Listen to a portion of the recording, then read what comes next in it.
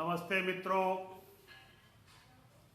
मेरे सभी वरिष्ठ अग्रज, मेरे हम उम्र, मेरे सभी छोटे बंधुओं को मैं यथायोग्य प्रणाम अभिवादन करता हूँ। मैं बेंगलोर से नंद सारस्वत स्वदेशी आप सबसे मुखातिब हूँ। आज अपनी चंद और चुनिंदा रचनाओं के साथ शायद मेरी बात आप तक पहुंच रही होगी। आप में से कुछ उपस्थित हो चुके होंगे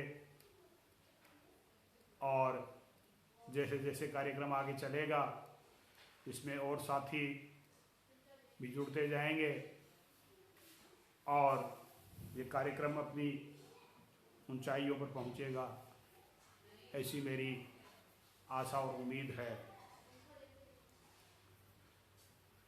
कुछ बंधु शायद उपस्थित हों, वो अपनी उपस्थिति दर्ज कराएं और कमेंट से ये बताएं कि मेरी आवाज़ आप तक ठीक ठीक पहुंच रही है और नेट की कोई बाधा अभी नज़र तो नहीं आ रही है। शायद मेरी बात आप तक ठीक पहुंच रही है।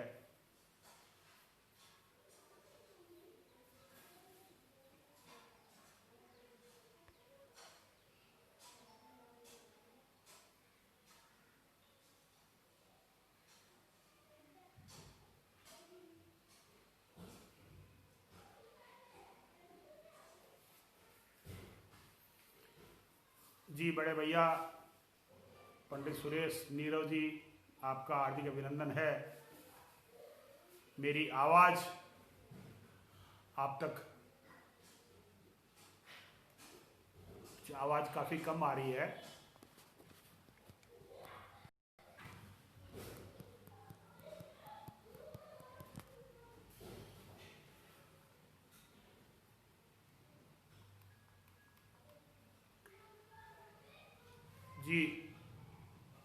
जी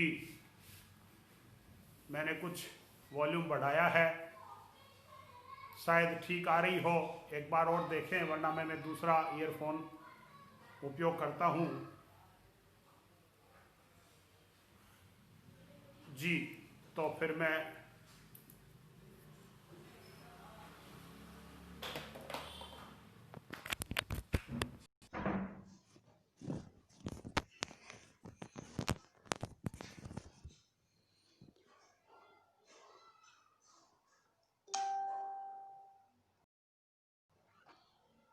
अभी शायद ठीक आ रही हो आवाज़। एक बार मुझे जी प्रकाश नागौरी जी, मैं आपका अभिनंदन करता हूँ। प्रवीण सक्सेना जी, आपको मैं नमस्कार करता हूँ, आपका अभिनंदन है। और शायद अब मेरी आवाज़ ठीक आ रही हो। मैंने हेडफोन चेंज किया है, शायद आवाज़ अब ठीक आ रही हो। नीरज नाथानी जी, आपका हार्दिक अभिनंदन है, आपको मैं सादर प्रणाम करता हूँ। प्रवीण सक्सेना जी, तृप्ति द्विवेदी जी मिश्रा, मैं आपका हार्दिक अभिनंदन करता हूँ। और जैसा कि आज हमारे अग्रज बड़े भैया पंडित सुरेश नीरव जी का आदेश हुआ, तो मैं अपनी चुनिंदा रचनाओं के साथ इस मंच पर आज हाजिर हुआ हूँ। बेंगलोर से मैं नंद सारस्वत स्वदेशी आप सभी को, मधु मिश्रा जी, मैं आपका अभिनंदन करता हूँ, आपका स्वागत करता हूँ, आपको प्रणाम करता हूँ। आदर्श प्रकाश जी, आपका मैं स्वागत करता हूँ। तो कुछ मित्र अभी और जुड़ जाए तो इस कार्यक्रम को मैं प्रारंभ करूं। सुनील सिंधवाल, रोशन भाई, आपका हार्दिक अभिनंदन है, आपका हार्दिक स्वागत है, मैं आपको प्रणाम करता हूं। मित्रों, मैं एक ऐसे क्षेत्र से आता हूँ जहाँ पर हिंदी का चलन अब तो थोड़े वर्षों से ठीक है, लेकिन पहले काफ़ी कम हिंदी यहाँ पर बोली पढ़ी लिखी जाती थी और समझी भी कम जाती थी। और किंवदंती तो ये थी कि दक्षिण भारत में हिंदी का विरोध है या था, जैसा भी है वो सब राजनीतिक बातें हैं, हमें इस मंच से वो कोई बातें तो नहीं करनी है। परंतु मैं इतना ज़रूर कह सकता हूँ, बिमल बहुगुणा जी आपका हार्दिक स्वागत है। मैं इतना ज़रूर कह सकता हूँ कि मुझे इस बेंगलोर शहर में रहते हुए, इस दक्षिण भारत में रहते हुए लगभग 35 साल हो गए, लेकिन मुझे इस बात का कभी आभास नहीं हुआ या मुझे ऐसा कोई मेरा जिसको क्या कहें एक्सपीरियंस नहीं हुआ कि हिंदी के नाम पर हमें कभी कोई हमारे साथ दोगला व्यवहार हुआ हो या दो मुँह बात हुई हो। हाँ, राजनीतिक मंचों पे, राजनीतिक बैनर पे या राजनीतिक कारणों से या चुनाव के कारणों में कुछ कम पढ़े लिखे लोगों को बरगलाने के लिए राजनेताओं ने जरूर हिंदी का विरोध किया, जो चलता जा रहा है, जिसका कोई मायने नहीं है। क्योंकि ऐसे विरोध, ऐसी बातों का विरोध हमारे भारत देश में, इतने बड़े देश के अंदर जहाँ असंख्य भाषाएं हैं, असंख्य संस्कृतियाँ हैं और सैकड़ों धर्म संप्रदाय है, तो किसी न किसी बात का विरोध कहीं न कहीं होता ही रहता है। कहीं भाषा का, कहीं जाति का, कहीं आरक्षण के नाम का, कहीं राजनीतिक विचारधारा के नाम का विरोध होता रहता है। तो इसको कोई इतना बड़ा मुद्दा हम नहीं मानते जो हम यहाँ रह रहे हैं। हाँ, जब मैं वहाँ था आज से 35 साल पहले उत्तर भारत में, तब मैं भी यही सुना करता था कि हिंदी की वहाँ पर काफ़ी समस्या है, हिंदी का विरोध है।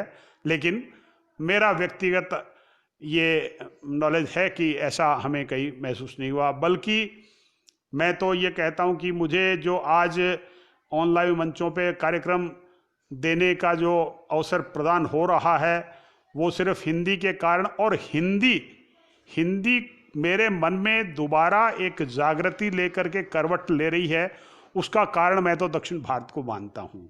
दक्षिण भारत के लोगों के, जिनसे मैं हिंदी के लिए मिला और जिन्होंने मुझे हाथ की हाथ लिया और जिन्होंने हिंदी के लिए मुझे प्रेरित किया, वो दक्षिण भारतीय थे। जी, आदर्श प्रकाश जी नमस्ते।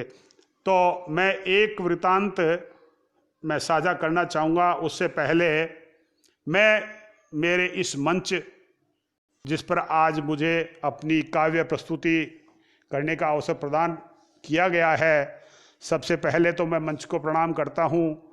मंच के सभी पदाधिकारियों को मैं दिल से प्रणाम करता हूँ और भाई सुरेश नीरव जी का मैं बहुत ही शुक्रगुजार हूँ, बहुत ही तहे दिल से आभार पेश करता हूँ कि मुझे इस मंच के ऊपर अपनी काव्य प्रस्तुति देने का अवसर प्रदान किया है।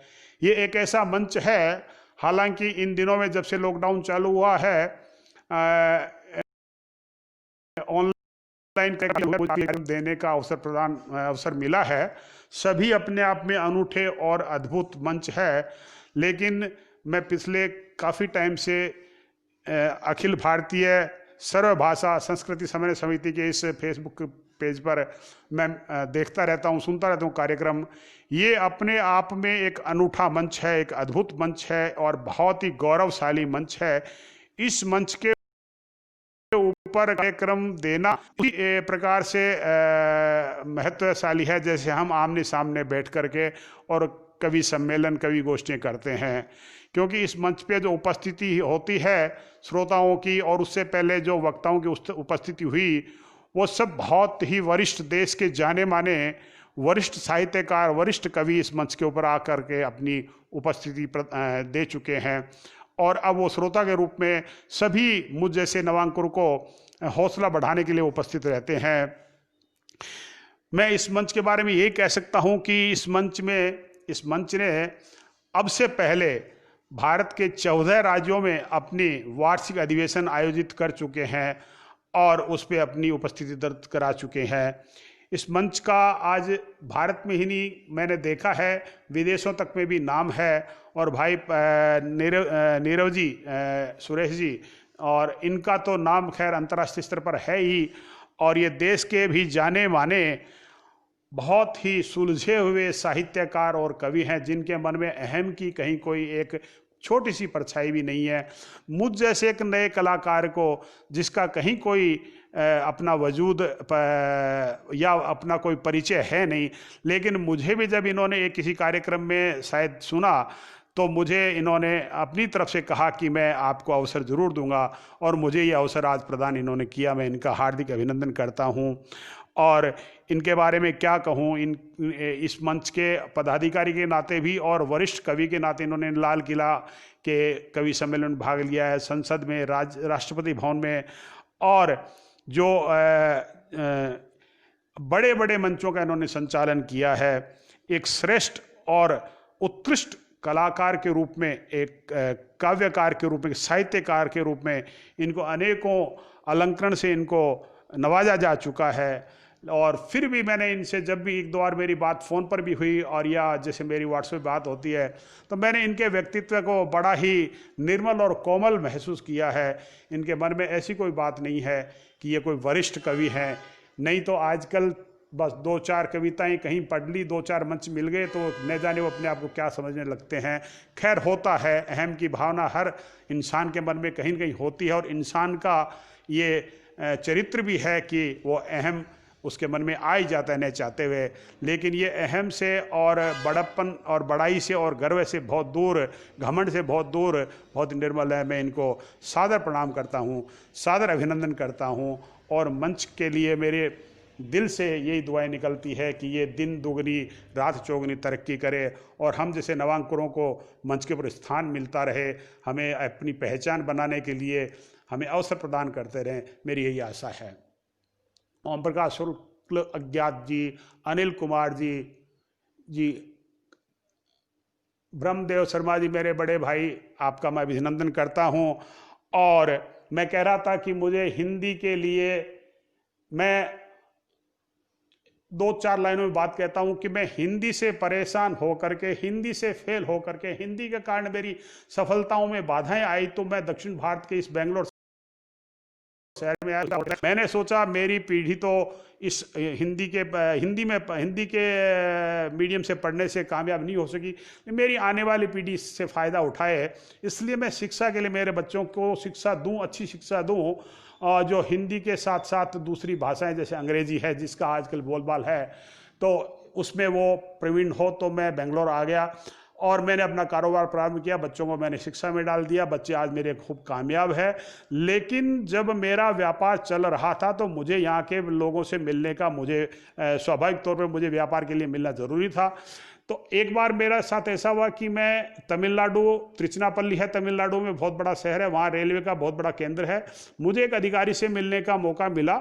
मेरे मन में यही थी कि अगर मैं मेरी अपनी बात हिंदी में कहूँगा तो मेरा कार्य नहीं करेंगे। मैं ये संस्मरण इसलिए बताना चाहता हूँ कि मैं हिंदी वाला होकर के हिंदी के अंदर काम कर रहा हूँ, इस बात के लिए प्रेरित किया। तो जब मैं उनसे मिला तो मैंने अपनी बात उनको अंग्रेजी में कही। वो मेरे मुंह की तरफ देखते रहे, मैं कुछ परेशान था। जब उन्होंने कुछ जवाब नहीं दिया तो मैं थोड़ा उखड़ गया। मैंने कहा, सर आप कुछ जवाब नहीं दे रहे हैं तो क्या मुझे मेरे इस कार्य के लिए रेल मंत्रालय में जाना पड़ेगा दिल्ली? तो वो हल्के से मुस्कुराए, मुझे कहा बैठो। मैं बैठा कुर्सी पे। मुझे कहा कि आप कहाँ के रहने वाले हो? मैंने कहा मैं पैदाइशी राजस्थान से हूँ, लेकिन 15 साल से, वो बात आज से 20 साल पुरानी बात है, मैं 15 साल से बेंगलोर रहता हूँ। तो आपकी मातृभाषा कौन सी है? मैंने कहा हिंदी। तो आप मुझसे अंग्रेजी में बात क्यों कर रहे हैं? और ऊपर से एक बात मैं आपको और बोल दूं, उन्होंने जो मुझे कहा कि आप ऊपर से कहते हैं कि हम हिंदी का विरोध करते हैं, लेकिन मैंने तो आपको हिंदी बोलते ही नहीं सुना। तो मैंने कहा, मैंने फिर भी बात को दबा करके, अपने मन के अंदर दबा, मैंने दूसरी बात कही कि मुझे लगा कि सर आपको हिंदी नहीं आती होगी। सर, मैं सभी मित्रों से आज वो बात बड़े गर्व से कहना चाहता हूं कि जो उन्होंने मेरे सवाल का जो जवाब दिया, वो पंक्ति भी ऐसे गुदी हुई है जैसे कि परमानेंट कोई मार्क पड़ जाता है। उन्होंने मुझे कहा कि आपने ये सोचा कि मुझे हिंदी नहीं आती है, राइट? मैंने कहा जी। तो आपने ये कैसे सोचा कि मुझे अंग्रेजी आती है? मैं उसकी उनकी ये बात सुन के और बिल्कुल निर्भर हो गया। मैंने कहा सर ये तो मेरी गलती है। हाँ एक बात, नहीं आपने ये सोचा कि मैं हिंदी बोलने से काम नहीं करूंगा। मैंने कहा सर ये बात भी सही है। मेरे मन में एक भाव वो भी था, दूसरा ये था। मैंने फिर भी अपनी बात नहीं मानी कि मेरे मन में वही बात थी। तो मैंने कहा नहीं सर मैंने तो ये नहीं नहीं नहीं, तो फिर आप ये सोचो कि मुझे अंग्रेजी कैसे आती है। अरे भाई मैं तमिल वाला हूँ, मुझे तमिल आएगी, हिंदुस्तान का हिंदी आएगी, अंग्रेजी तो बात की बात है। लेकिन आप लोगों को लगता है कि हम अंग्रेजी बोलेंगे तो हम लोग आपका काम कर देंगे, आपके मन में ये भावना है। हिंदी में बोलेंगे तो काम करेंगे या नहीं करेंगे ये बात नहीं है। तो मैंने कहा सर मेरी गलती है, वास्तव के अंदर मैं यही समझा कि शायद आपको हिंदी नहीं आती और प्लस आप काम नहीं करेंगे। मैंने उस दिन से प्रण लिया कि अब के बाद में मैं जहां भी जाऊंगा पहले मेरी हिंदी में, मेरी मातृभाषा के अंदर बात करूंगा। हाँ अगर ऐसा लगे कि वो आदमी हकीकत में या वास्तव में या सच्चाई में वो भाषा नहीं जाने, तब मैं कोशिश करूंगा कि दूसरी सुलभ भाषा जो वो समझ सके। तो मैंने यहाँ आने के बाद में हाथ की हाथ हिंदी का कार्य भी अपने हाथ में लिया। जहाँ भी मुझे मौका मिलता मैं हिंदी की सेवा करने लग गया। और आजकल मुझे कर्नाटक के विश्वविद्यालयों में, कॉलेजेस के अंदर और केंद्रीय सरकार के कार्यालय में मुझे हिंदी के लिए बुलाया जाता है। ये मैं मानता हूँ कि उनकी ही ये देन है, उनकी प्रेरणा है। और इस प्रकार मेरा हिंदी के प्रति एक जवाबदारी मैंने अपने सर पे ली और आज मैं हिंदी का कार्य कर रहा हूँ। और हिंदी की बदौलत ही मैं आज आपसे मुखातिब हो रहा हूँ। मैं जयप्रकाश अग्रवाल जी आपका अभिनंदन करता हूँ और ऋषि सिन्हा जी आपका अभिनंदन करता हूँ। मैं शायद स्क्रीन की तरफ ज़्यादा नहीं देख पाऊँगा और मैं अब मेरी काव्य पाठ प्रारंभ करता हूँ। और मित्रों जैसे एक सिपाही जो सीमा पर, या एक सिपाही जो शहर की सड़कों पर खाकी वर्दी पहनकर देश की सेवा करता है, उसी प्रकार हम कलमकार, हम साहित्यकार, हम कवि, और जो एक छोटी सी कलम लेकर के खड़े होते हैं लिखने के लिए, वो भी देश की एक तरह से सेवा ही करते हैं। तो मैं खुद को, अपने आप को मैं एक साहित्यकार कवि नहीं कहकर मैं कलम का सिपाही कहता हूँ। मेरा परिचय मुक्तक पेश करता हूँ जहाँ से मेरा काव्य पाठ प्रारंभ होता है। और मुझे उम्मीद है आपको मेरा कार्यक्रम पसंद आएगा। तो कहता हूं कि मैं कलम का हूँ सिपाही, नाम से हूँ नंद मैं कलम का हूँ सिपाही, नाम से हूँ नंद मैं। आपके चरणों में रखता दिल की बातें चंद मैं कलम का हूँ सिपाही, नाम से हूँ नंद मैं। आप मेरे हम नवा है, आप मेरे हम सफर, आपके साए में पाने आया हूँ आनंद मैं, आपके साए में पाने आया हूँ आनंद मैं। और मेरा तो साहित्य के प्रति जो रुझान है वो सिर्फ आनंद लेने के लिए ही है। मैं तो आनंद लेता हूँ, न मुझे इससे कोई ऐसी पहचान बना करके कि मुझे कोई व्यावसायिक तौर पर कहीं कामयाब होना है, मुझे मंचों पे कवि बन करके वहीं के पेश होना है। मैं तो चाहता हूँ कि मेरी बात है वो मुझे आनंद दे और मेरे मन से निकल के, दिल से निकल करके और सुनने वाले को आनंद प्रदान करे।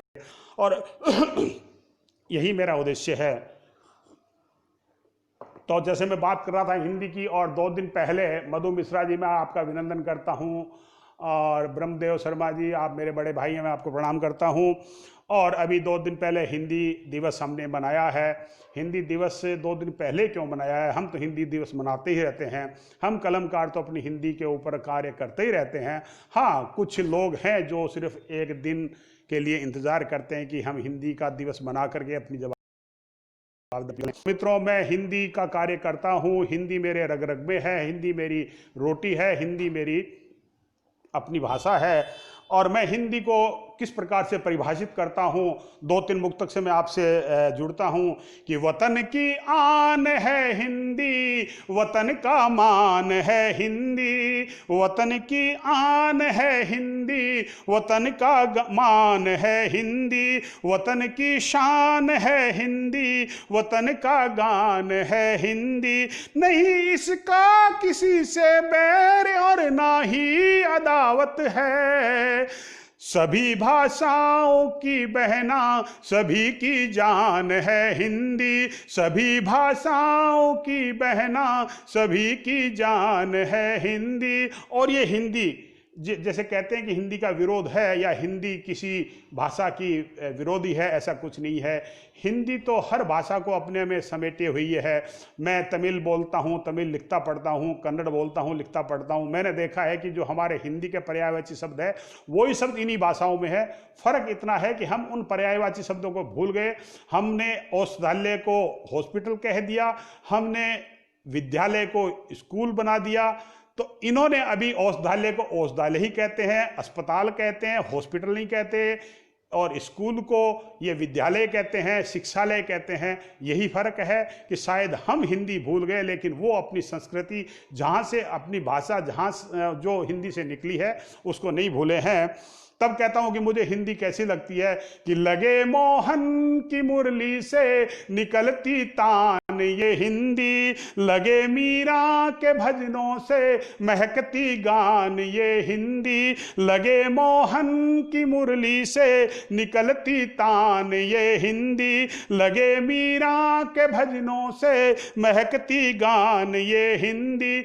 और उपमा देखिए कि लगे मुंशी, लगे नीरज, लगे रसखान ये हिंदी, लगे मानस, लगे गीता, लगे कुरान ये हिंदी, लगे मानस, लगे गीता, लगे कुरान ये हिंदी। और हिंदी को मैं कहाँ कहाँ सुनता हूँ कि कहीं मंदिर, कहीं पूजा, कहीं भजनों में गाती है, कहीं मंदिर, कहीं पूजा, कहीं भजनों में गाती है, कहीं गीतों, कहीं गानों, कहीं गजलों में गाती है, कहीं मंदिर, कहीं पूजा, कहीं भजनों में गाती है, कहीं गीतों, कहीं गानों, कहीं गजलों में गाती है। ये हिंदी है सभी के दिल में रहती है सदा यारो, कहीं लिखने, कहीं पढ़ने, कहीं नगमों में गाती है,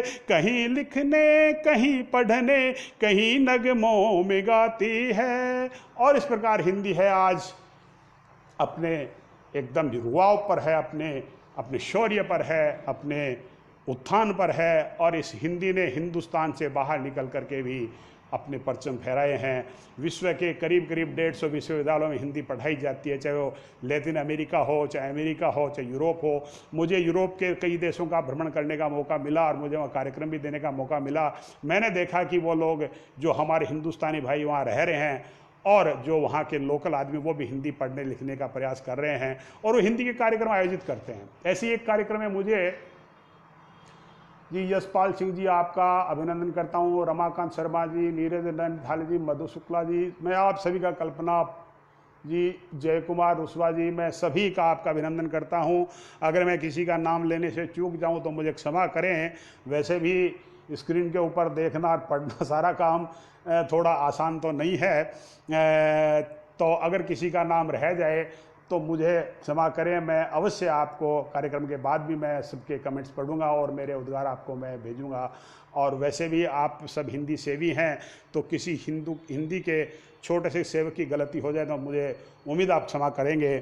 तो मैं कह रहा था कि जब मैं बाहर जाता हूं तो मैं देखता हूं कि लोग हिंदी के प्रति एक अच्छा नज़रिया रखते हैं, हिंदुस्तान के प्रति एक अच्छा नज़रिया रखते हैं। और हिंदुस्तान आज अपने एक अच्छे स्वर्णिम काल में गुजर रहा है, जब हिंदुस्तान की बात विश्व के हर देश में हो रही है। तो मैं एक मुक्तक में हिंदुस्तान के बारे में बोला करता हूँ, पढ़ा करता हूँ।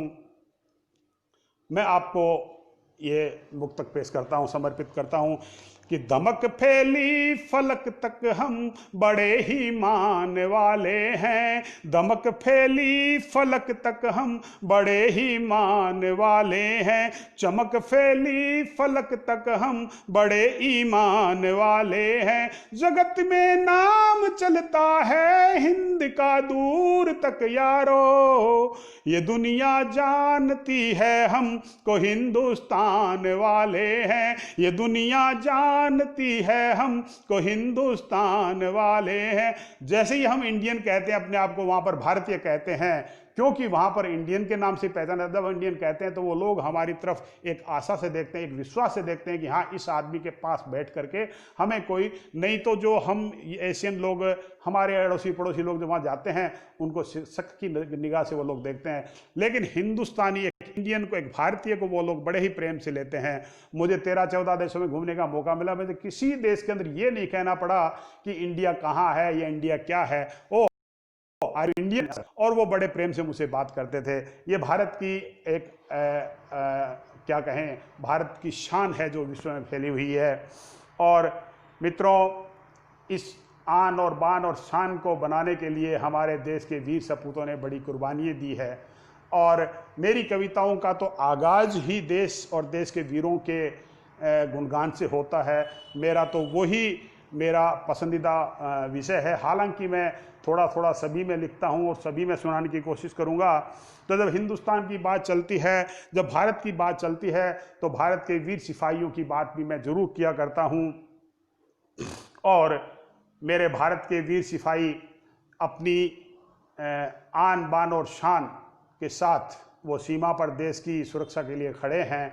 और उनके मन के जो भाव है, उन भावों को अगर हम सच्चाई से अगर स्वीकार करें, क्योंकि हम दिखावा बहुत ज़्यादा करते हैं, ये हम लोगों में ज़रूर कमी है।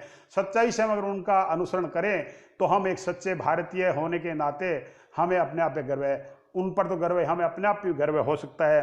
देखिए कि एक अभी चंद दिनों पहले ही एक घटना जब गलवान घाटी में हुई, तो हमारे वीरों ने रात के अंधेरे में निहत थे और दुश्मन का सामना किया था।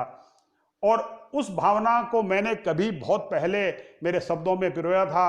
मैं पेश करता हूं आपसे कि दिन की तुम क्यों बात करते, रात में लड़ जाऊंगा। दिन की तुम क्यों बात करते, रात में लड़ जाऊंगा। धरती तो क्या आज यारों, आसमां चढ़ जाऊंगा। आपने देखा होगा कि वो उस चोटियों पर, पर्वत की चोटी में जहां दुश्मन ऊपर बैठा था और हमारे सैनिक नीचे से ऊपर चढ़ रहे हैं और पत्थर ऊपर से बरस रहे हैं, क्योंकि हथियार चलाना मना था, तो उन्होंने भी हथियार नहीं चलाए।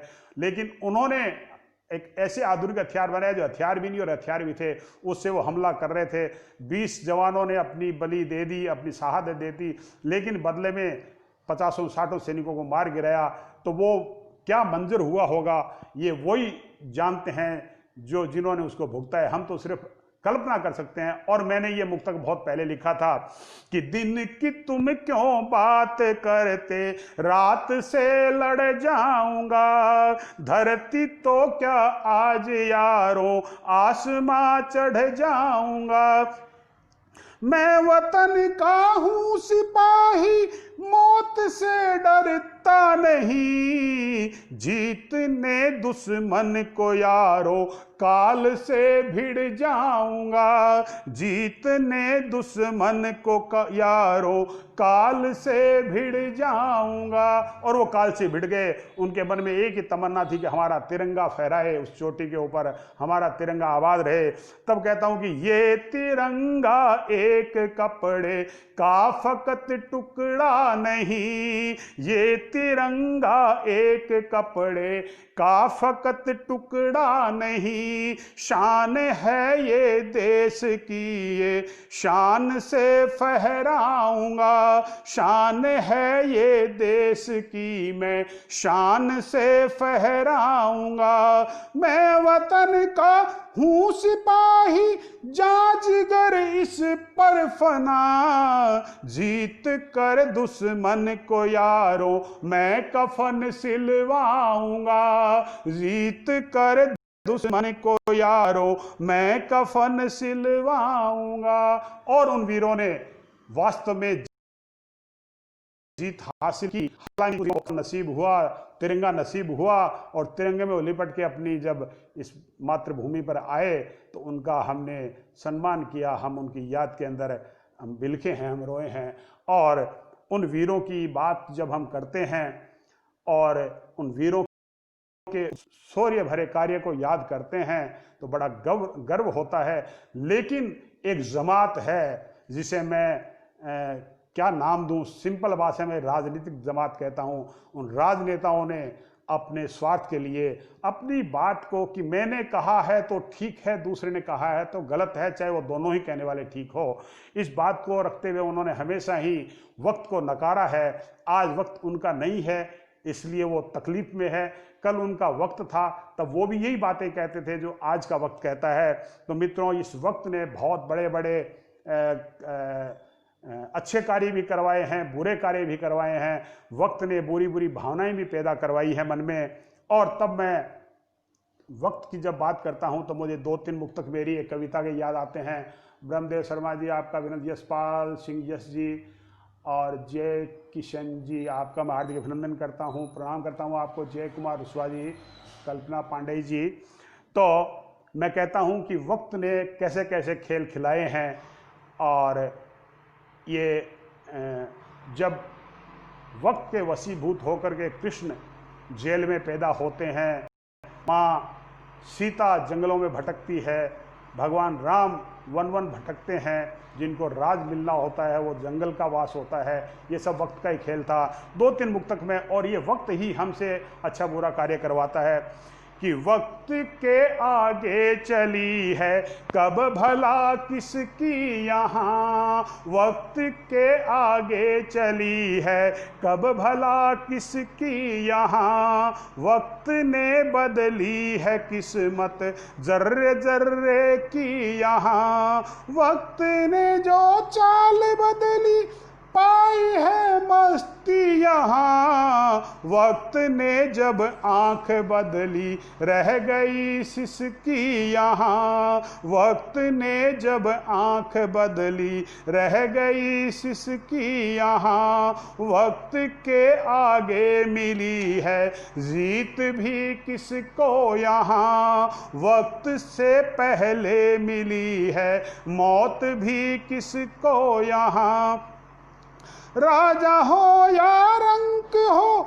सब वक्त से हारे यहाँ, जेल में जन्मा वो खुद जो जन्म देता है यहाँ, जेल में जन्मा वो खुद जो जन्म देता है यहाँ। और देखिए एक मुक्तक है कि वक्त से पहले कहाँ कब ताज मिलता है यहाँ, वक्त के ही आसरे से राज मिलता है यहाँ, वक्त से पहले कहाँ कब ताज मिलता है यहाँ, वक्त के ही आसरे से राज मिलता है यहाँ, जगत जननी नंगे पांवों डोली थी दर दर यहाँ, राम भी वनवास पाते ताज मिलना था जहाँ, राम भी वनवास पाते ताज मिलना था जहाँ, वक्त के आगे मिली है। और इस प्रकार ये जो वक्त है यही हमसे अच्छे बुरे कर्म करवाता है, वक्त ही हमें मजबूर करता है, वक्त ही हमें हंसना, वक्त ही हमें रोना सिखाता है। मित्रों, जैसा मैंने कहा, मेरे विषय तो मेरा देश, मेरे वीर, मेरे सैनिक, मेरी धरती, मेरा जवान, मेरे किसान, मेरे खेत, मेरे गांव है। लेकिन चूंकि ये मंच है बहुत ही समृद्ध मंच है और यहाँ पर विभिन्न प्रकार के कार्यक्रम मैंने सुने हैं, देखे हैं, और अपनी अपनी विधाओं के, कलाओं के बड़े बड़े वरिष्ठ कवियों को मैंने यहाँ पर सुना है। तो मैं कोशिश करता, तो वैसे ही श्रोता है तो सभी श्रोताओं की, अब सभी श्रोताओं के मन को देखते हुए और मैं थोड़ा रस को चेंज करता हूँ और एक नज़्म मैं आपको सुनाने की कोशिश करता हूँ।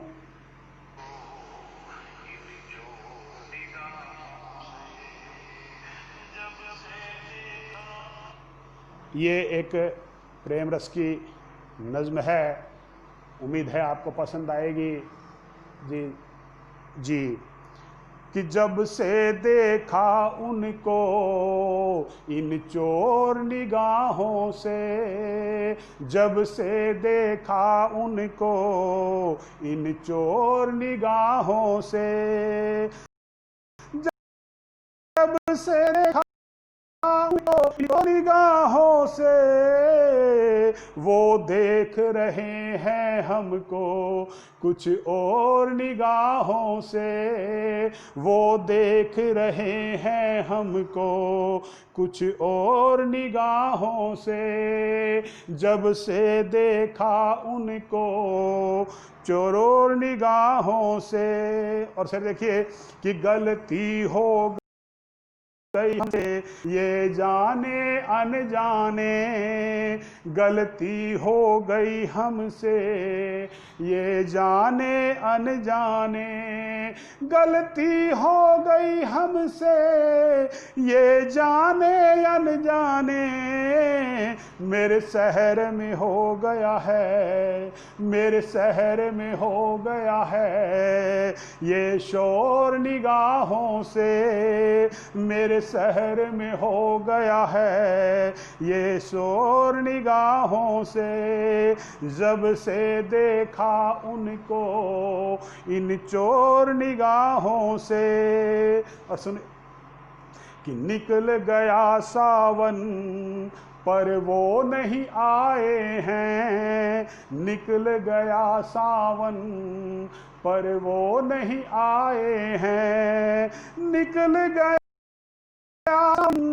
पर वो नहीं आए हैं। अब भादों बरस रहा, अब भादों बरस रहा घन घोर निगाहों से, अब भादों बरस रहा घन घोर निगाहों से। जब से देखा उनको इन चोर निगाहों से। और सर देखिए कि बच गए हम उनके धोखे में नहीं आए, बच गए हम उनसे, बच गए हम उनके धोखे में नहीं आए, बच गए हम उनके धोखे में नहीं आए।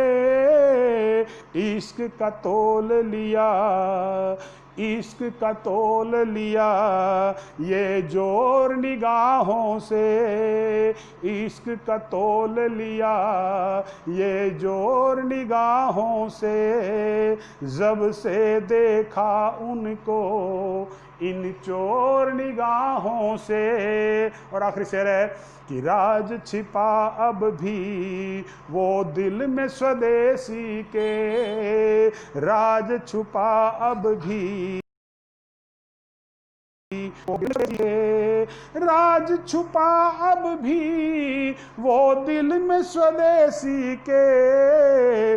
हमने देखा भाला, हमने देखा भाला सब दौर निगाहों से, हमने देखा भाला सब दौर निगाहों से। जब से उनको देखा इन चोर निगाहों से, जब से देखा उनको इन चोर निगाहों से। वो देख रहे हमको कुछ और निगाहों से, वो देख रहे हमको कुछ और निगाहों से। धन्यवाद आपका सुमन मिश्रा जी, आपका हार्दिक अभिनंदन है। मधु मिश्रा जी, आपका हार्दिक अभिनंदन है। आपने बहुत से बड़े पुष्पों का गुच्छ भेजा है, मैं आपका हार्दिक अभिनंदन आभारी हूँ। और काफ़ी कमेंट्स आ रहे हैं, काफ़ी लोग जुड़े हुए हैं। लेकिन जय कुमार रुस्वा जी, आदर्श प्रकाश जी, मैं आपका अभिनंदन करता हूँ, आपको प्रणाम करता हूँ, मैं आपका स्वागत करता हूँ। मैं स्क्रीन की तरफ कम ध्यान दे पा रहा हूँ, लेकिन मेरे दिल से आप सबको आपका अभिनंदन करता हूँ, आपको प्रणाम करता हूँ। और एक नज़्म, मैं गज़ल इसलिए कहता कि गज़ल के बहुत ही उम्दा कुछ पैरामीटर्स होते हैं और उस पर खरा उतरना एक नौसिखी के लिए असंभव है। तो मैं इसे न गज़ल कहता न नज़्म कहता, मैं तो मेरी रचना ही कहता हूँ। आपको जो जैसा उचित लगे उसका नाम दें। तो एक छोटी बहर की ये मेरी रचना है, नज्म है, गज़ल है, जो भी है, कि ख्वाब में आई वो चुपके से, ये प्रेम रस की है नज्म। ख्वाब में आई वो चुपके से, नींद चुरा गई वो चुपके से। ख्वाब में आई वो चुपके से, छोटी नज्म की, छोटी बहर की और छोटी सी गज़ल है ये, कि मैंने पूछा प्यार है मुझसे, मैंने पूछा प्यार है मुझसे, फिर शर्माई वो चुपके से, फिर शर्माई वो चुपके से। ख्वाब में आई वो चुपके से। सर देखिए कि ओंठ गुलाबी नैन शराबी, ओंठ गुलाबी नैन शराबी, नजर चुराई वो चुपके से, नजर चुराई वो चुपके से। ख्वाब में आई वो चुपके से। और बड़ा रेशमी शेर है, देखिए, कि चांद शर्म से लाल हुआ तब, चांद शर्म से लाल हुआ तब, जब मुस्काई वो चुपके से, जब मुस्काई वो चुपके से। ख्वाब में आई वो चुपके से। और आखिरी है कि रात कटी थी बातें कर कर, रात कटी थी बातें करते, प्रीत निभा गई वो चुपके से, प्रीत निभा गई वो चुपके से। ख्वाब में आई वो चुपके से, नींद चुरा गई वो चुपके से, फिर शर्माई वो चुपके से, नजर चुराई वो चुपके से, जब मुस्काई वो चुपके से, प्रीत निभा गई वो चुपके से। धन्यवाद आप सभी का। ओम प्रकाश शुक्ल अज्ञात जी। आखिर वो है कौन? अब ये बात तो मैं घर में बैठा हूँ, मुझे पिटवाने की, अगर आपको है बात तो मैं बता देता हूँ, वरना बात जहाँ है वो पड़ी रहे, दबी रहे। ठीक है कि एक और रचना, एक अनुपम गज़ल लिखी और आवाज़ दी है। धन्यवाद आपका सुरेश नीरज भाई साहब, आपकी रश्मि मुदगल जी, आपका अभिनंदन है, आपको मैं प्रणाम करता हूँ। तो एक नज़्म मैं तृप्ति द्विवेदी मिश्रा जी, ब्रह्मदेव शर्मा जी, आपका अभिनंदन करता हूँ। प्रेम रस की नज़्म के बाद एक थोड़ी संजीदा नज़्म, एक थोड़ी संजीदा सी बात मैं आपसे शेयर करना चाहता हूँ और उम्मीद है कि आपको पसंद आएगी। कि दर्दे दिल ये सताता रहा, दर्दे दिल ये सताता रहा किस्तों में, घाव दिल का जलाता रहा किस्तों में। दर्दे दिल ये सता किस्तों में, घाव दिल का जलाता रहा किस्तों में। रिश्ता उससे पुराना था मेरा, रिश्ता उससे मेरा, रिश्ता उससे पुराना था मेरा, जो वो मीत रिश्ता भुलाता रहा किस्तों में। रिश्ता उससे पुराना था मेरा, मीत रिश्ता भुलाता रहा किस्तों में। और शेर देखिए, बड़ा ही रेशमी शेर है, बड़ा ही रेशमी नहीं, संवेदनशील शेर है। कि खेत की कुर्की को मैं बचा न सका, खेत की कुर्की को मैं बचा न सका, खेत की कुर्की को मैं बचा न सका, कर्जा किस्तें बढ़ाता रहा किस्तों में, कर्जा किस्तें बढ़ाता रहा किस्तों में, दर्दे दिल ये सताता रहा किस्तों में, कि जिंदगी के कई ऋण अभी बाकी है, जिंदगी के कई ऋण अभी बाकी हैं, जिंदगी के कई ऋण अभी बाकी हैं, उम्र भर जो चुकाता रहा किस्तों में, उम्र भर जो चुकाता रहा किस्तों में, और मजहब के नशे में जो रहता सदा, मजहब के नशे में जो रहता सदा, मजहब के नशे में जो रहता सदा, अपने घर को जलाता रहा किस्तों में, मजहब के नशे में जो रहता, मजहब के नशे में जो रहता सदा, अपने घर को जलाता रहा किस्तों में। और फिर कहता हूं कि रिश्ता उनका सियासत से गहरा बड़ा, रिश्ता उसका सियासत से गहरा बड़ा, रिश्ता उसका सियासत से गहरा बड़ा, माल सबका वो खाता रहा किस्तों में, रिश्ता उसका सियासत से गहरा बड़ा, माल सबका वो खाता रहा किस्तों में। और आखिरी कहता हूं कि हो गए वो फना देश की आन पर, हो गए जो फना देश की आन पर। आजकल हम देख रहे हैं कि जो आज़ादी मिली भारत को, वो हजारों लाखों कुर्बानियां हुई तब मिली, लेकिन कुछ लोग के नाम पर अपना डंका बजा रहे हैं कि हमने आज़ादी में ये किया, हमने आज़ादी में वो किया, हमारे नेताओं ने कुर्बानी दी देश के लिए। अरे हर देश में, अमेरिका जैसे देश के राष्ट्रपतियों को भी वहाँ पर हत्या कर दी गई, उनको हत्या कर दिया गया। तो ये तो राजनीति में जो है उनके लिए दो ही चीज़ें हैं कि वो देश के लिए जिए, देश के लिए मरे। ये कोई उनका देश पर एहसान नहीं है, देश का एहसान तो उन वीरों का है, उन सैनिकों का है जिन्हें पता नहीं कि कब कहाँ से गोली आ जाए।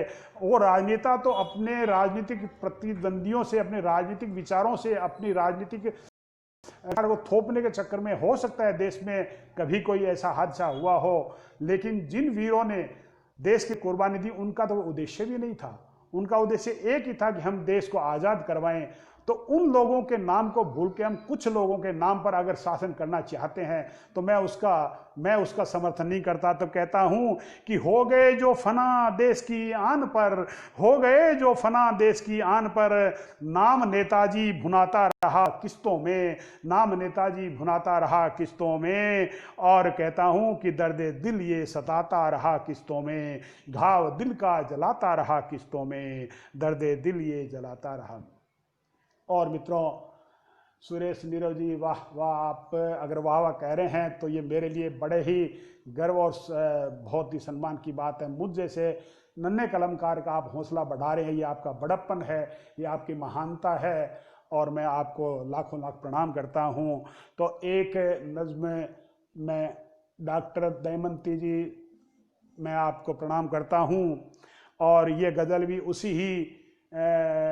उसी ज़मीन पे मैंने लिखी है और उसी ही मूड की है ये, कि राम को बदनाम करता, राम को बदनाम करता आदमी संसार में, राम को बदनाम करता, राम को बदनाम करता आदमी संसार में, फिर उसी दरबार में 10 मुखी किरदार में, राम को बदनाम करता आदमी संसार में। और फिर देखिए कि है खड़ी सच्चाइयां हसरतों को मार कर, है खड़ी सच्चाइयां हसरतों को मार कर, है खड़ी सच्चाइयां हसरतों को मार कर, झूठ का ही बोलबाला झूठ के व्यापार में, झूठ का ही बोलबाला झूठ के व्यापार में,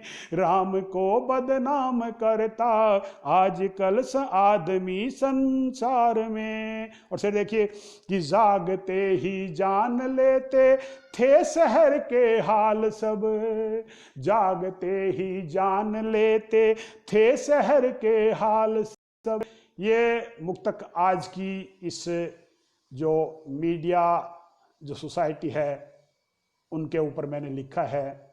हम देख रहे हैं कि घिसी पिटी बातें 24 घंटे, चाहे वो अखबार हो, चाहे वो पत्र पत्रिकाएं हो, चाहे टीवी के न्यूज़ चैनल हो, मन नहीं करता कि हम उनको खोल करके देखें, मन नहीं करता कि अखबार आया तो उसको पढ़ लें, आया है पढ़ा है कहीं किसी कोने में, किसी काम दूसरे आ जाए, जूता पूछने के काम आ जाए। चाहे मैं बड़ी ही कौफ्त से बात कहता हूँ कि जागते ही जान लेते थे शहर के हाल सब, जागते ही जान लेते थे शहर के हाल सब, है नहीं अब जायका वो आजकल अखबार में, है नहीं अब जायका वो आजकल अखबार में, झूठ का ही बोलबाला झूठ के व्यापार में, जागते ही जान ले थे शहर के हाल सब, जागते ही जान लेते थे शहर के हाल सब, है नहीं वो जायका अब आजकल अखबार में, राम को बदनाम करता आदमी संसार में, और कागजी से हो रहे हैं, कागजों में हो रहे हैं कागजी से काम सब, कागजों में हो रहे हैं कागजी से काम सब, कागजों में हो रहे हैं कागजी से काम सब, भर गए हैं भ्रष्ट सब आजकल सरकार में, गए हैं भ्रष्ट सब अब आजकल सरकार में, काम राम को बदनाम करता आदमी संसार में। और सर देखिए कि लुट रहा है चैन और देश का सुकून अब, लुट रहा है चैन और देश का सुकून अब, लुट रहा है चैन और देश का सुकून अब, मजहबों की राड़ और मजहबों की राड़ और धर्म की तकरार में, मजहबों की राड़ और धर्म की तकरार में, राम को बदनाम करता आदमी संसार में, राम को बदनाम करता आदमी संसार में। मनोज सिंह जी आपका हार्दिक अभिनंदन है। मनोज सिंह बेचैन जी धौलपुर, और मेरे राजस्थान से है, मैं राजस्थान का ही हूँ, और मुझे बड़ी खुशी है कि आज इस मंच पर देश विदेश के जाने माने साहित्यकार जगन्नाथ विश्वा जी, आपका हार्दिक अभिनंदन है, मैं आपको प्रणाम करता हूँ।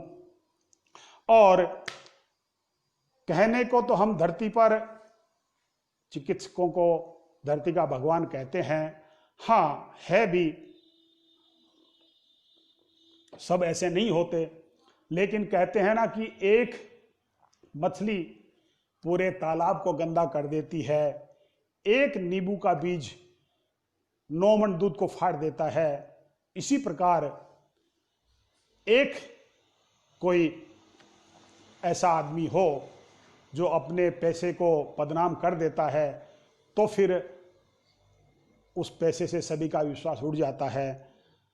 इस कोरोना काल के अंदर बहुत से कोरोना वॉरियर्स ने अपनी सेवाएं दी है, जी जान लगाया है, इवन वो उन्होंने जान भी दी है, वो भी संक्रमित हुए हैं। लेकिन उसके साथ ही 19 के कुछ साथियों ने लोगों के साथ में गलत काम भी किए हैं, और वो इस काल में भी नहीं, इससे पहले भी होते रहे हैं। और ये बड़ी विडंबना है कि जिनको हम भगवान कहते हैं वो भगवान के रूप में शैतान बन जाते हैं। तो कहता हूं, कहने को देते दवा पर वार करते पीठ में, राम को बदनाम कर संसार में, कहने को देते दवा पर वार करते पीठ में, कहने को देते दवा पर वार करते पीठ में, कहने को देते दवा पर वार करते पीठ में, लूटता मजबूर को वो रोग की इस मार में, लूटता मजबूर को रोग की इस मार में, लूटता मजबूर को वो रोग की इस मार में, राम को बदनाम करता आदमी संसार में, राम को बदनाम करता आदमी संसार में। केसी कविराज जी मेरे देश के वीर सैनिक और जो खुद एक साहित्य का बहुत बड़ा मंच चलाते हैं, मैं उनको प्रणाम करता हूं, उनको सैल्यूट करता हूं। ऐसे वीरों को, ऐसे सैनिकों को मेरा सत सत नमन है। तब कहता हूं कि एक आखिरी शेर देखिए, मेरे किसानों पर, मेरे गांव के उन मजदूरों के ऊपर है ये कि खेत ही जब बिक गए झोंपड़े की चाह में, खेत ही जब बिक गए हैं झोंपड़े की चाह में, खेत ही जब बिक गए हैं झोंपड़े की चाह में, जीते जी वो मर गया जिंदगी की हार में, जीते जी वो मर गया है जिंदगी की हार में, खेत ही जब बिक गए झोंपड़े की चाह में, जीते जी वो मर गया जिंदगी की हार में, जीते जी वो मर गया है जिंदगी की हार में, राम को बदनाम करता आदमी संसार में,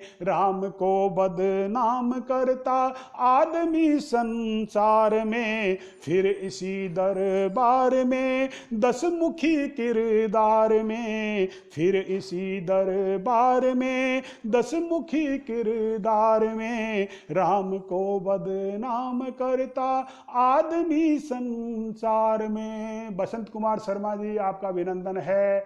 ओम प्रकाश शुक्ल ज्ञात जी, सम्मोहक प्रस्तुतियां अति सुंदर। आप जैसे वरिष्ठ रचनाकारों का मैं हार्दिक अभिनंदन करता हूं और मुझे मालूम है कि आप मेरा हौसला बढ़ा रहे हैं, ये आपका बड़प्पन है। जयप्रकाश अग्रवाल जी, आप नेपाल से मुझे सुन रहे हैं, आप मेरे अग्रज हैं और आप मेरे बहुत अच्छे पथ प्रदर्शक हैं। तो मैंने चंद बातें आपके सामने शेयर की और मैं थोड़ा सा फिर रस बदलता हूँ। पुरुषोत्तम जी नमस्ते आपका। कि आजकल जैसे मैंने मेरे एक शेर में कहा था कि अखबार वो नहीं रहे, तो सनसनी फैलाना आजकल है और वो सनसनी में अपनी टीआरपी, वो जो भी कुछ है, मुझे तो नाम भी नहीं आता, वो बढ़ाने के चक्कर में वो कितना, डॉक्टर आदर्श प्रकाश जी मैं आपका अभिनंदन करता हूं। अगर वो जी आदरणीय मधुचर वाहिद अली वाहिद भाई, आपका प्रणाम करता हूं मैं। तब कहता हूं कि कृष्ण की राधा और राम की सिया हो गई। देखो इन मीडिया हाउसों ने, इन मीडिया घरों ने, इन मीडिया समूहों ने राजनीति में कैसी वो ग्रुपबाजी बना दी है, समूहबाजी बना दी है कि कृष्ण की राधा और राम की सिया हो गई, अपने अपने वक्त की जारी प्रक्रिया हो गई। कि कृष्ण की राधा और राम की सिया हो गई, अपने अपने वक्त की जारी प्रक्रिया हो गई। अजब देश की गजब मीडिया है ये, अजब देश की गजब मीडिया है ये। बीजेपी की कंगना और सेना की रिया हो गई, बीजेपी की कंगना और सेना की रिया हो गई। कैसे इन कलाकारों को कैसे राजनीति में इन्होंने लपेट दिया है। और ये भारतीय लोगों की और भारतवासियों की एक विडंबना ही है कि हम लोगों ने ऐसे नट नटनियों को अपना आदर्श बना लिया है। हमारे युवा उनके पीछे पागल होकर के घूमते फिर रहे हैं। उनकी जो उनकी फिल्में बनती है, अगर उन्होंने कभी किसी इतिहास को लेकर के बनाया, तब भी उन्होंने देश के साथ में कहीं न कहीं देश की संस्कृति से छेड़खानी की है। बाकी तो उनके जो कर्म है हम देखते ही हैं, आजकल फिल्में देखता ही कौन है वैसे। तो जबकि होना क्या चाहिए, हमारे देश के जो वीर सैनिक है, हमारे देश की वीरांगनाएं हैं, हमारे आदर्श वो होने चाहिए। जो आज जो देश के लिए अपना देश के लिए जो कार्य कर रही हैं, अनुकरणीय कार्य। मैं बेंगलोर रहता हूं, यहाँ पे DRDO इसरो के बहुत बड़े सेंटर है और हमें पता है कि पिछले साल हालांकि हम थोड़ी सफलता से चूक गए थे, हमने चंद्रयान जो छोड़ा था वो चंद्रयान अपने लक्ष्य को लगभग पा चुका था। उस चंद्रयान के उस पूरे कार्यक्रम की हेडिंग करना, उस पूरे कार्यक्रम की परियोजना परिकल्पना करना, मैं गर्व से कहता हूं एक हमारे देश की बेटी का काम था। वो एक 2 महिलाएं इसरो की जिन्होंने उस पूरे कार्यक्रम को हेड किया। आज जब हमारे देश की महिलाएं हमारे देश के लिए इतने बड़े बड़े काम कर रही हैं, हम उनका नाम नहीं जानते। मैं भी अभी मेरे जुबान से वो नाम निकाल नहीं पा रहा, मैं भूल चुका हूँ। ये हमारी हालात है, हम इतने अपनी संस्कृति से दूर हो चुके हैं, अपने संस्कारों से दूर हो चुके हैं। हमें किसको फॉलो करना चाहिए, किसके साथ हमें खड़ा रहना चाहिए, हम भूल चुके हैं। तब मैं मेरी बेटियों के लिए 2-3 छंद, हो सकता है इन छंदों में मेरे भाव देखिए आप, कि खेत खलिहान संग गाड़ियां चलाने लगी। मेरी बेटियां कहां कहां अपना परचम फैला रही है कि खेत खलिहान संग गाड़ियां चलाने लगी, जंग के मैदान में भी रंग वो जमाने लगी। खेत खलिहान संग गाड़ियां चलाने लगी, जंग के मैदान में भी रंग वो जमाने लगी। बेटियों ने भरी है उड़ान आसमान तक, कार बस रेल हवायान भी उड़ाने लगी, कार बस रेल हवायान भी उड़ाने लगी। और बेटी क्या करती है कि घर को संभाले और काम पे भी जाने लगी, जिंदगी की दौड़ में वो हाथ भी बटाने लगी। घर को संभाले और काम पे भी जाने लगी, जिंदगी की दौड़ में वो हाथ भी बटाने लगी। बेटियों ने भरी है हुंकार आज हर जगह, बापू को लगाए कांधा धर्म वो निभाने लगी, बापू को लगाए कांधा धर्म वो निभाने लगी।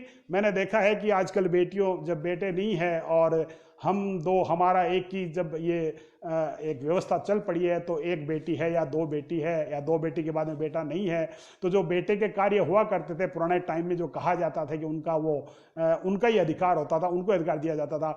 आजकल बेटियां भी बाप की अर्थी कांधा दे करके और वो चिता को मुखाग्नि दे रही हैं। ये बेटियों के लिए बहुत ही एक परिवर्तन का समय आज आया हुआ है कि घर को संभाले और काम पे भी जाने लगी, जिंदगी की दौड़ में वो हाथ भी बटाने लगी। बेटियों ने भरी है हुंकार आज हर जगह, बापू को लगाए कांधा धर्म वो निभाने लगी, बापू को लगाए कांधा धर्म वो निभाने लगी। सीता बन साथ देती, गीता बन ज्ञान वो। देखिए कहां से हमारी स्त्री शक्ति, जो हमारी जो शक्ति है, उसका कहाँ से उद्भव और कहाँ से उनका कार्य प्रारंभ हुआ और कहाँ तक चलता जा रहा है। हम फिर भी उनको इन घरेलू कामों में उलझाए रखते हैं, उनको सिर्फ भोग्य का एक भोग का साधन बना के रखे हुए हैं। वो अपने ही कर्मों से, अपने ही शक्ति से, अपने ही अंदर की प्रेरणा से वो कार्य कर रही हैं कि सीता बन साथ देती, गीता बन ज्ञान वो, मदर टेरेसा बन जान वो बचाने लगी। सीता बन साथ देती, गीता बन ज्ञान वो, मदर टेरेसा बन जान वो बचाने लगी। बेटियों ने चढ़ी है चढ़ाई ही में राज तक, कदमों में अपने वो काल को झुकाने लगी, कदमों में अपने वो काल को झुकाने लगी, कदमों में अपने वो काल को झुकाने लगी। मेरे ख्याल में हमारे शास्त्रों में और इतिहास में हमने कहीं नहीं पढ़ा होगा कि किसी पत्नी के मरने पर कोई पति यमराज के पीछा करने लग गया और यमराज से अपने पत्नी को वापस ले आया हो। भगवान शिव भी शक्ति को खो चुके थे लेकिन वापस नहीं ला सके, उन्हें दोबारा ही जन्म लेना पड़ा। लेकिन हमने वो कहानी हमारी माँ दादी के मुंह से सुनी है, नानी के मुंह से सुनी है कि कैसे सत्यवान को सती सावित्री ने काल से भी जीत करके वापस ले आई थी। ये है शक्ति की ताकत जिनको हम भूल चुके हैं, हम नकार रहे हैं या हम उसका आदर नहीं कर रहे हैं। कि सीता बन साथ देती, गीता बन ज्ञान वो, मदर टेरेसा बन जान वो बचाने लगी। बेटियों ने चढ़ी है चढ़ाई ही में राज तक, कदमों में अपने वो काल को झुकाने लगी, कदमों में अपने वो काल को झुकाने लगी। जिंदगी को अपने ही ढंग से वो जीने लगी। अब जाकर के उन्होंने इस युग में थोड़ी सी अपनी जुबान खोली है, अपने कदम घर से बाहर निकाले हैं। वरना तो चाहे सीता रही, चाहे द्रौपदी रही, चाहे मीरा रही, चाहे राधा रही, चाहे गार्गी रही, जो प्रकांड विद्वान थी, जिन्होंने सप्त ऋषियों को अपने शास्त्र में हरा दिया था, और आखिर में उनको पौरुषत्व से उनको दबाया गया। उन्हें कहा गया कि अब आपको इससे ज्यादा बोलने का हक नहीं है। और वो एक पतिव्रता थी, उस बात को वहीं बंद कर दिया, वरना हो सकता है कि उस वक्त गार्गी उन सभी को हरा चुकी होती। तो कहता हूं जिंदगी को अपने ही ढंग से वो जीने लगी, जिंदगी के गम को वो हंस के बिताने लगी, जिंदगी को अपने ही ढंग से वो जीने लगी, जिंदगी के गम को वो हंस के बिताने लगी। बेटियों ने छेड़ी है लड़ाई हकदार संग, बेटियों ने छेड़ी है लड़ाई हकदार संग, खुल के वो अपना हक भी जताने लगी, खुल के वो अपना हक भी जताने लगी, खुल के वो अपना हक भी जताने लगी, खेत खलिहान संग गाड़ियां चलाने लगी। ये है मेरी बेटियों का आज का जो वक्त है। हम अगर इनको अपना आदर्श बना लें तो जो ये नट नटनिए जो आए दिन रोज नए नए ड्रामे करते हैं, जो नाटक करते हैं, और जिसमें हमारी युवा पीढ़ी उनको उनका अनुसरण करने लग गई है, शायद उनको हम बचा सकें। तो मित्रों, करीब और जब बात स्त्री जाति की आती है तो पुरुष के लिए, जो पुरुष को धरती पर लाने वाली है या पुरुष को पैदा ही करने वाली है, वो शक्ति ही है, वो माँ है। वो माँ के रूप में साक्षात भगवती है। मैं कुछ दो मुक्तक मैं मेरी माँ को पेश करता हूँ। मुझे उम्मीद है कि आपको पसंद आएगी। कि माँ है हीरा मानगीना, माँ ही को ही नूर है, माँ है हीरा मानगीना, माँ ही को ही नूर है। जयप्रकाश अग्रवाल जी, आपसे सीख रहा हूँ। भाई साहब, आपने गीता का अनुवाद हिंदी और संस्कृत से राजस्थानी भाषा में आपने गीता को लिखा है, और आपने उस गीता के उस अनुवादित भाग को मुझे भेजा था कि शायद मैं पढ़ करके उस पर कुछ अपनी बात कह सकूं। मेरी हिम्मत नहीं पड़ी कि मैं कुछ उस पर कहूँ। आप बहुत वरिष्ठ साहित्यकार है। और मनोज सिंह बेचैन जी, मैं आपको प्रणाम करता हूँ। जय कुमार रुस्वा जी, तृप्ति द्विवेदी जी, आप सविता तिवारी उपाध्याय हूँ, मैं आप सभी का हार्दिक अभिनंदन करता हूँ। आप मुझे सुन रहे हैं, मेरा हौसला बढ़ा रहे हैं। मुझे पता है मुझे न छंद का ज्ञान है न मुझे लय का ज्ञान है, और मेरी आवाज़ में भी थोड़ा भारीपन है, बेस जिसको कहते हैं। और कई दिनों से लगातार कार्यक्रम चल रहे हैं, तो वैसे भी, और घर में बैठा हूँ तो डरते हुए भी आवाज़ निकल रही है।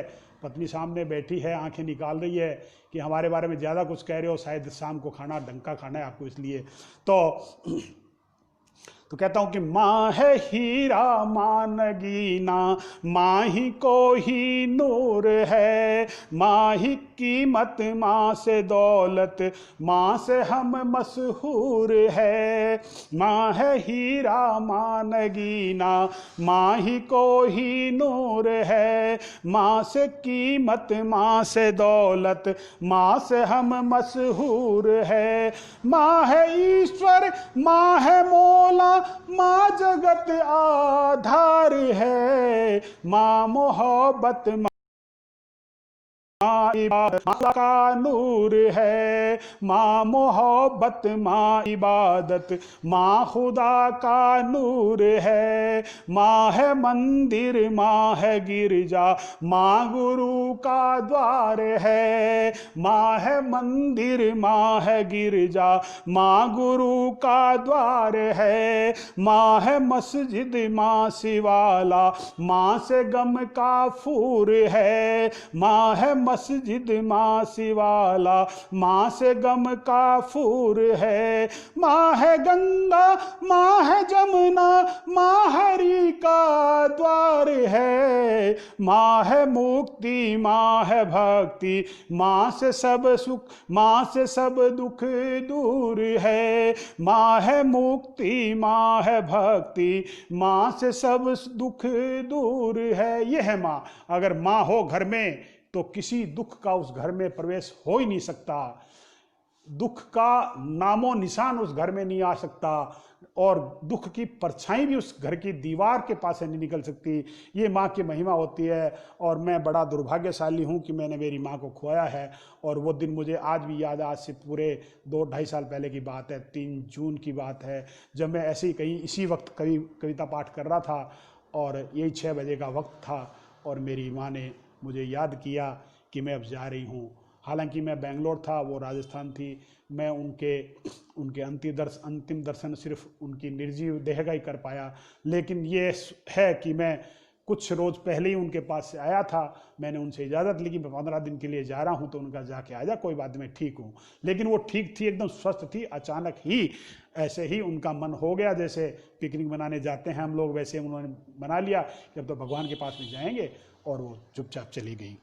तो और ये मुक्तक मैं बिल्कुल गर्व से और सच्चाई से कहता हूँ, ये मुक्तक मैं उस दिन ये मुक्तक पढ़ रहा था और ये मुक्तक बड़े पसंद किए जा रहे थे। और पूर्ति होते ही मेरे कार्यक्रम के मुझे फ़ोन आया गांव से कि माँ की तबीयत खराब है, गांव आ जाओ। खैर, अब जो करनी जो वक्त की है, तो वक्त क्या कुछ करवाता है। और मित्रों, मैं कभी कभी कुछ रचनाओं में कुछ ऐसे शब्द उपयोग कर लेता हूँ जो कुछ लोगों को पसंद नहीं आते हैं, और वो हो सकता है राजनीति से प्रेरित हो, या मेरी खिन्नता है इस देश की कुछ व्यवस्थाओं से कि मैं वो शब्द उपयोग कर लेता हूँ। तब मुझे एक मेरी 4 लाइनें बड़ा हौसला बढ़ाती है कि खुलकर लिखता हूँ अखबार सरकारी नहीं, खुलकर लिखता हूं अखबार सरकारी नहीं, सच्चाई लिखता हूं किसी की तरफदारी नहीं। खुलकर लिखता हूं अखबार सरकारी नहीं, और सच्चाई लिखता हूं किसी की तरफदारी नहीं। वो क्या रोकेंगे स्वदेशी की कलम को, वो क्या रोकेंगे स्वदेशी की कलम को। मैं कलम का सिपाही हूं, मैं कलम का सिपाही हूं, मैं कलम का सिपाही हूं, कोई दरबारी नहीं। मैं कलम का सिपाही हूं, कोई दरबारी नहीं। मैं किसी दरबार की व्याख्या बखान नहीं करता। मेरा दरबार मेरा भगवान, मेरा देश और मेरा वतन है। तब कहता हूं कि समय पर एक मुक्तक, एक 4 लाइनें देखिए कि इस देश की हालात आज कैसी हो रही है, कि समय पर फैसलों की यहां परिपाटी नहीं है, समय पर फैसलों की यहां परिपाटी नहीं है। 70 साल से वो कानून खत्म नहीं हो सका, और वो एक दिन में हो गया। अगर वो समय पर हो जाता तो आज कुछ अलग बात होती। 1975 के अंदर, 74-5 के अंदर हमारे दो का नारा दिया था उस वक्त के प्रधानमंत्री और प्रधानमंत्री के पुत्र हमारे दिवंगत श्री संजय गांधी जी ने।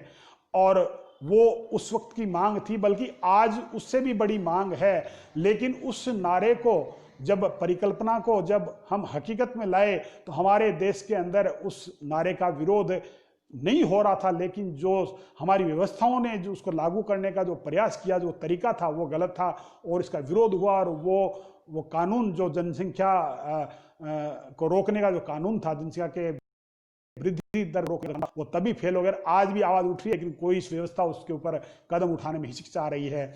और उसका ही दंड है कि हिंदुस्तान आज जगह कम, अनाज कम, सब्जियां कम, सब चीज़ें कम पड़ रही है, और जनसंख्या बढ़ती जा रही है और कम होती जा रही है वस्तुएं और साधन, और जनसंख्या बढ़ती जा रही है। काश ये लागू हो जाता तो आज कोई अलग ही चीज़। तो ये व्यवस्थाएं जो है, ये व्यवस्थाएं अपना काम सही से नहीं कर रही है। तब कहता हूं कि समय पर फैसलों की यहाँ परिपाटी नहीं है, इसीलिए न्याय में अब यहाँ क्वालिटी नहीं है। 1-2 शब्द मैं अंग्रेजी का जोड़ रहा हूं कि समय पर फैसलों की यहाँ परिपाटी नहीं है, इसीलिए न्याय की अब यहाँ क्वालिटी नहीं है। और गुजरते वक्त के साथ भूल गए उनकी हत्याएं, गुजरते वक्त के साथ भूल गए उनकी हत्याएं। अफसोस अफसोस अफसोस वो साधु थे, कोई सेलिब्रिटी नहीं है। 3 निहत्थे साधुओं को मार दिया गया, उनकी बात 3 दिन में खत्म हो गई। एक सेलिब्रिटी जिसकी मृत्यु का कोई कारण अभी तक पता नहीं चला है, लेकिन 3 महीने से हमारे टीवी के पत्रकार टीवी से भाग भाग के बाहर निकल रहे हैं। कभी कभी तो लगता है कि वो टीवी से निकल के हमारे आंगन में आ गए और हमें कह रहे हैं कि जो हम कह रहे हैं उस पर विश्वास करो। बड़ी ये अजीब विडंबना है। और जो कार्य जिसका उसको करने दो, आपने खबर दे दी, बात खत्म। आपका कार्य और दूसरे काम भी है। तो ये है कि समय पर फैसलों की यहाँ परिपाटी नहीं है, इसलिए न्याय में अब यहाँ क्वालिटी नहीं है। गुजरते वक्त के साथ भूल गए उनकी हत्याएं। अफसोस वो साधु थे, कोई सेलिब्रिटी नहीं है। अफसोस वो साधु थे, कोई सेलिब्रिटी नहीं है। और मोनिका शर्मा जी नमस्कार, मधु मिश्रा जी नमस्कार। तो मैं एक वैसे वक्त तो 6:09 यानी लगभग 1 घंटा 10 मिनट हो गए मुझे। जी समय पूरा हो चुका है। मुझे आपका आदेश मिल चुका। यशपाल सिंह जी, यस आपको प्रणाम है। तो मैं लास्ट में आखिर में यही बात कहता हूँ कि हमें देश के लिए, देश की व्यवस्था के लिए हम लेखक, हम कलाकार, हम साहित्यकार, हम कवि अपनी बात लिखें, न कि जुल्फों में काली घटाओं में उलझ करके रह जाएं। और अब ये आखिरी में एक मुक्तक से मैं हमें डरने की जरूरत है जी। आखिर में एक ही बात कह देता हूं कि हमें डरने की जरूरत नहीं है। और विषय चेंज करता हूं कि मास्क से मुंह ढके ढके ही सही, मास्क से मुंह ढके ढके ही सही बात तो कर, मास्क से मुंह ढके ढके ही सही बात तो कर, और 2 गज दूर से ही सही मुलाकात तो कर, 2 गज दूर से ही मुलाकात तो कर। दोस्तों, सबसे आपस में मिलते मिलाते रहिए, हंसते हंसाते रहिए, अपनी बात खुल करके कहते रहिए। इसी के साथ में आप सबसे आज्ञा लेता हूँ, आपसे मैं आदेश लेता हूँ, और आप सभी को मेरा कोटि कोटि नमन, मेरा दिल से आपको अभिनंदन, मेरा आभार है आपको। धन्यवाद आप सभी का। फिर कहीं किसी मोड़ पे मिलेंगे। धन्यवाद आप सभी का। मनोज सिंघल जी, आपका हार्दिक अभिनंदन है। बेंगलोर में राजस्थानी बहुत से हिंदी साहित्य जी लोकेश शुक्ला जी कुछ लिख रहे हैं, पूरी बात आ नहीं पाई। खैर, मैं आपकी बात, आपने लिखा है तो अच्छा ही लिखा है और बहुत अच्छी बात है, क्योंकि हम सुंदर और सार्थक रचना पाठ हेतु अखिल भारतीय सर्वभाषा संस्कृत समय समिति परिवार नंदलाल सात सदस्य आपका हार्दिक। मैं आभारी तो मैं हूं कि आपने मुझे इतने बड़े मंच के ऊपर, जिस मंच की मैं स्वप्न भी नहीं देख सकता, मुझे आपने मौका दिया और मेरी टूटी फूटी बात को आपने सराहा। ऋषि सिन्हा जी, बेहद शानदार प्रस्तुति। पुरुषोत्तम एन सिंह जी, आपका हार्दिक अभिनंदन। मोनिका शर्मा जी, मेरी प्रिय बहन है, फेसबुक पे हम जुड़े हुए हैं और काफ़ी समय से हम जुड़े हुए हैं। आप हौसला बढ़ा रही हैं, आपका हार्दिक अभिनंदन है। शिव मोहन सिन्हा जी, माँ पर सुंदर रचना। जी, माँ पर रचना तो सुंदर होगी, माँ शब्द अपने आप में ही सुंदर है। माँ के शब्द की व्याख्या ही बहुत बड़ी बात है, एक छोटे से शब्द, क्योंकि माँ ही कवि बनाती है। जब हम पैदा होते हैं तो माँ एक लय और ताल है। कविता कल्पना, विचार और ताल, इन 3 शब्दों का सम्मिश्रण है कविता। कैफ और कल्पना, वी फॉर विचार, ताफ और ताल। तो वो कल्पना है माँ के, माँ जब कहते हैं वो कल्पना ही होती है। हम कल्पना करते हैं हमारी माँ है, तब हम अपना आह्वान करते हैं, ताल मिलाते हैं, हम रो करके हंस करके, तो माँ बात समझ जाती है। धन्यवाद आप सभी का, और फिर मिलते हैं आप सबसे।